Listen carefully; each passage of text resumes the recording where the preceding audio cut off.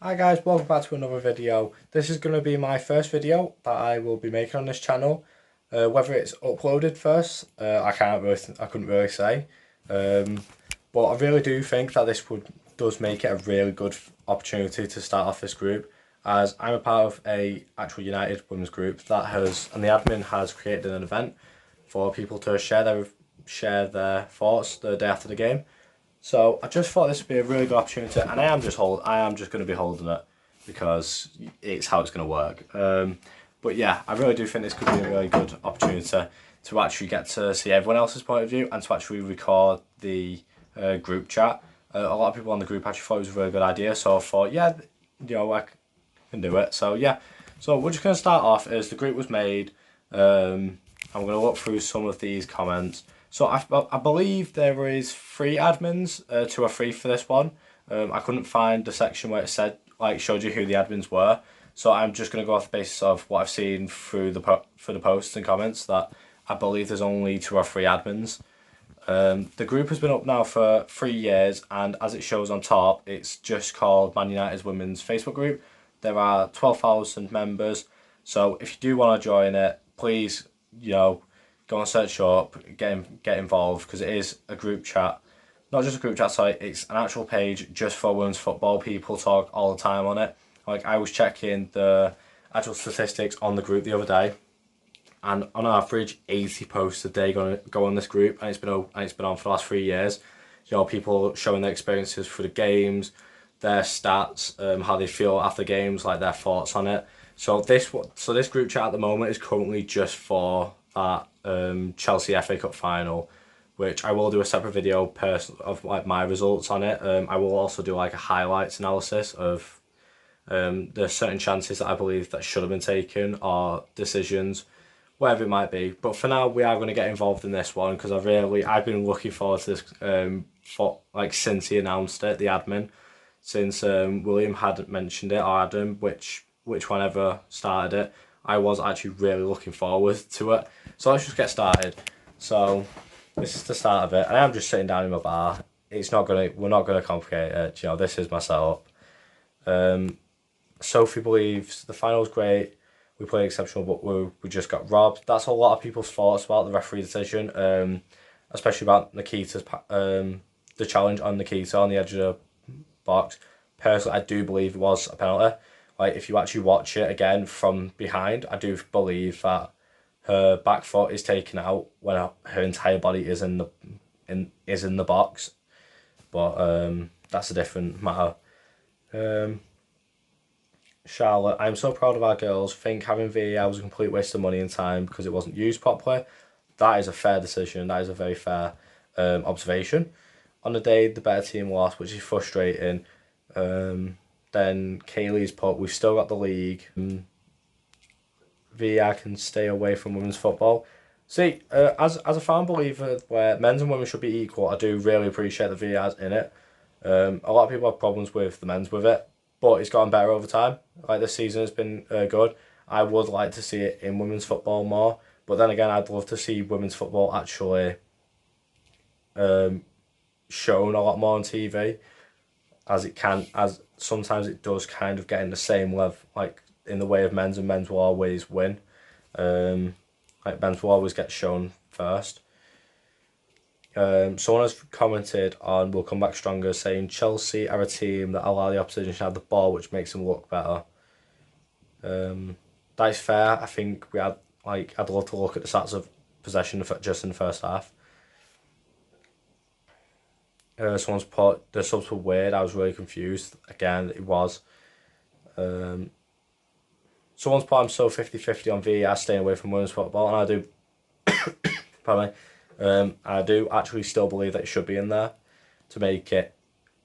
If you want men's football and women's football to be equal, you need equal rules, technology, refereeing. You do.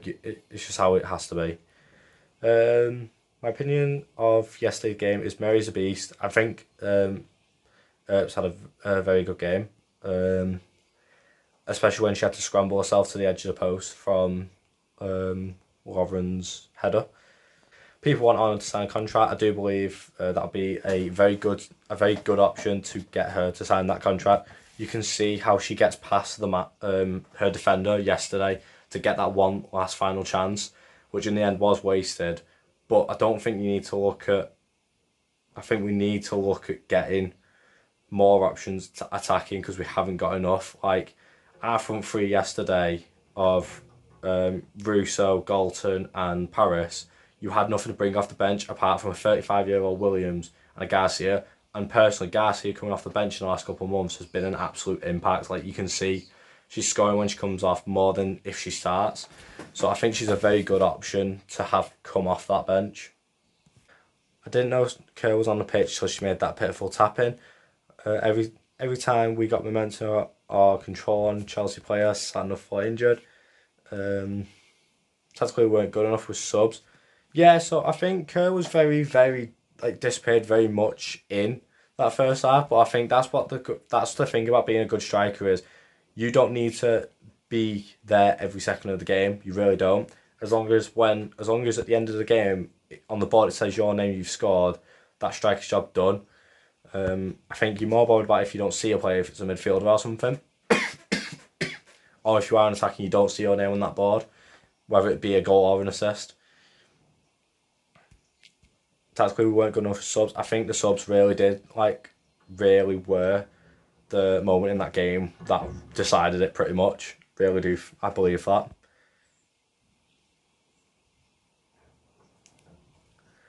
I don't want to cause an uproar in my opinion, but I think Sam's overrated. I don't think is very overrated. I think she very much is just a good striker. She's in the good positions when she needs to be. You could see her run to that back post on countless occasions, but a lot of people look at Haaland and a lot of Haaland's goals are actually from the back post or a tap in. It's because that's what a good striker does. They get in the right positions at the right time. A lot of people are saying the subs shouldn't have taken Paris off. I fully believe that. How Kerr got played over the match, I couldn't tell you either. Um, yeah, someone's mentioned Toon coming off, and I don't understand that. Like you're taking arguably your best tackle of the game, and then also your one attacker that you know will most likely get you a goal or an assist. Taking her off wasn't a good option either. Yeah, someone has also mentioned, I do believe that you putting Kerr on the wing is like putting Rashford on the right hand side, and we all know how fucking shit he is going on the right hand side. You take a player that's good and you put him in a position, or her for this instance, in a position where it really they negate their skill so much more, and I don't believe she should have done that. A lot of people are mentioning that the girls tried, and it is like the achievement of just getting there in the first place, of never having gotten to a final. I mean, a semi-final, but then also making it to the final of a very good game against Brighton was still an amazing achievement. Chelsea have beaten you twice this season. See, the same. I don't think it was the same technique because if you actually looked at that last game where we lost 1-0 against them, you could see the tactic was just Lauren James get a ball up and get Sam Kerr to the end of it. So I want to say we need a new midfielder in defence. I think a quality centre back would be optional, and I think a quality midfielder would. Because Mark Skinner talked about at the end of last season not having squad depth to go and win that league, and I think we just need something else to come off that bench. Especially, personally, I'm a big believer that Rachel Daly would be an amazing striker for us. But then you look at her age and think, is it similar to the men where they get to a certain age and that's when they start to drop off? Obviously, I think she broke the record for the first English women's player to score 20 in a season, and it's an amazing achievement. But you look at her age, and I believe she's about 31, 32, and you also look at Kane at a similar age and thinking you don't want him. Like I would love to have Rachel Daly. I think for a season or two, if she can get you 40 goals in 2 seasons, like for a striker, that'd be phenomenal. But yeah, I do. It shows when you're playing these big teams, where you need your players, where you need those more quality players with you, because you're seeing how they're beating you. Because the thing is with women's football at the moment, it's a case of a top three. It was initially, and obviously United break into it. Aston Villa this season are causing trouble. Like I know they've just gotten beat by Chelsea, but they're causing trouble. Like they're now just behind us. I mean, sorry, just behind like 4th and 5th. So you look at them and you think they could do something next season, especially with Rachel Daly in such a form she's in. But that's something else to talk about. The league's our priority. Yeah, the league's not in our hands, but it's got to be top priority. You've got only 2 or 3 more games left. It's got to be.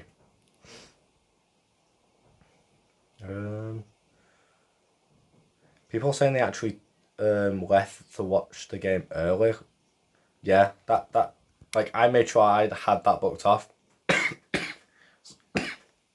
So the story of me actually watching that was so funny because I'd gone Edinburgh the day before and I was in the car at 10 o'clock in the morning. Didn't get home until about 3:30, so I'd already missed the first half, but I was watching it in the car. But I'd just woken up like 5 minutes into the game, so I'd missed like the first 5 minutes, which was very disappointing because obviously Galton had that very early goal, and I'm happy I didn't watch it in a way after seeing us lose. 100% of form. If we can just get past, City, I believe we've got Tottenham, and then Liverpool's our last game of the season. Like, I think if you can get past City with a win, which we have beaten them in the past, not many times, but we have beaten them in the past, which is doable. If you could keep Bunny Shaw quiet, if you can keep Chloe Kelly, I forgot what her name is, but she plays for England Women as well. Completely forgot what her name is now, it's gone out of my mind. If you can try and keep that front forward quiet, they're doable. They are very doable. But anyway, if you can get past Chelsea, or if you can get past City next, then the league definitely is, as far as I'm aware, we can do our best at that point and get our 3 wins. But then it's just about Chelsea, obviously. That's an amazing stat actually by Emma. That Chelsea were formed in early 90s, Arsenal formed in the late 80s, so was City. We were only formed 5 years ago, and in the space of 5 years, we've gone from winning the championship to staying in the top 4 of top 5 football. So it is an amazing thing to do, and no one's expecting them to go on and win everything. Do you know what I mean? It's not something everyone's expecting them to do. But it is. You just look at the game and it was doable. That was the sad thing.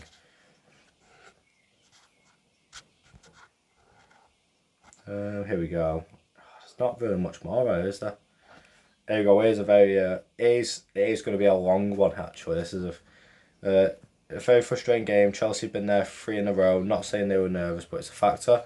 Chelsea have added big names. Harder. I think when she came on, she was actually the difference for Chelsea. She played very well when she came on. So, oh wow, that's a big list. So, expiring at the end of this season, we've got Earps, Bagley, Ramsey, Honor Batel, Blundell, Mannion, Forrest Dottier, Casacario, I think I've pronounced that wrong, Moore, Borisa, Ladd, Jones, Russo, and Martha Thomas. That itself, like, we're losing most of our initial team there. Do you know what I mean? You've got the likes of Russo, Ladd, Borisa. Personally, I think Mannion should be in that starting lineup as a centre back. I was very disappointed that she wasn't initially. But you're looking at it and you're thinking Blundell's, she came on and made a big difference yesterday. Honor played really well, especially when you look at that last option that she gave us, that last chance that she'd have been a fucking legend had a goal came from her doing that. It'd have been remembered. You've got to get most of these. A lot of these have to be addressed very soon as well. Because you don't want Arsenal coming in for Russo like they wanted to in January. Earps has just gotten goalkeeper of the year. Do you know what I mean? That needs to be addressed because there are teams out there that will want Earps. You've got the likes of Bayern Munich, Barcelona, even probably Chelsea. I know their goalkeeper played very well, but I'm not too sure on her age. But it's a joke when you look at that list of what we've got that could leave next season. People saying they reckon Arsenal will beat Chelsea. That is a game that if Arsenal don't beat Chelsea, it's almost fully in their hand, fully in Chelsea's hands to win it completely. Let's be insane. Tooney stay 100%. We talk about Russo 100% again.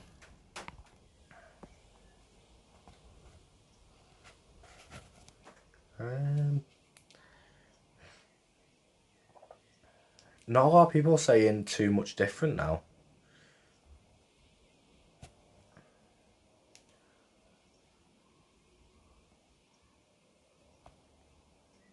Here we go. Someone's got their predicted lineup against City.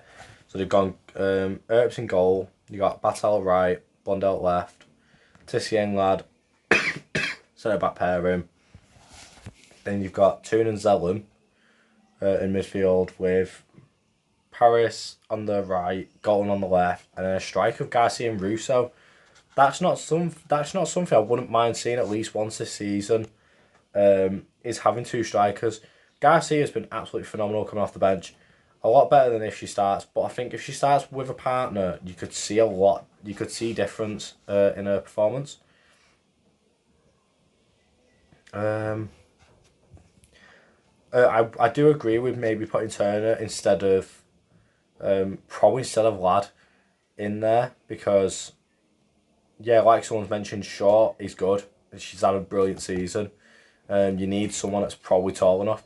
I think physical wise, Lad's probably better. But Turner has played well this season, like very good. She's having a good season. She's got that last minute winner against Aston Villa as well. See, it's going to be a joke to say, right, but I think she is like the Maguire. Like she gets her head on everything, but it's never on target apart from like once or twice a season. Well, that's the end of the group chat. So I think, so looking at everyone, you know, we've just learned. I've learned quite a bit off that. To be fair, just off that chat. So yeah, I think I'm gonna leave this video here with, you know, we finally got to the end of that chat. And yeah, it's been brilliant. Like seeing the fans that are getting involved, the ones that are talking about having half days in work, getting the days off. Like me myself, I got the day off, just to watch it. Like, and I had such an experience trying to watch that game that I was actually devastated when I missed the first half of it. But yeah, anyway, guys, if you have watched the end, please subscribe to MUW Fans. It'd be a big help. Not just on YouTube, but on Twitter as well, because I want to try and not just do it on YouTube, also try and drift over to a Twitter page as well. It's already set up, it's made, everything. And this video will be also, like, mentioned on there. But again, anyway, guys, thank you. This has been an amazing first episode. I have been down a lot, and I don't know why. But, yeah, I will catch you all in the next episode. I'll see you all later.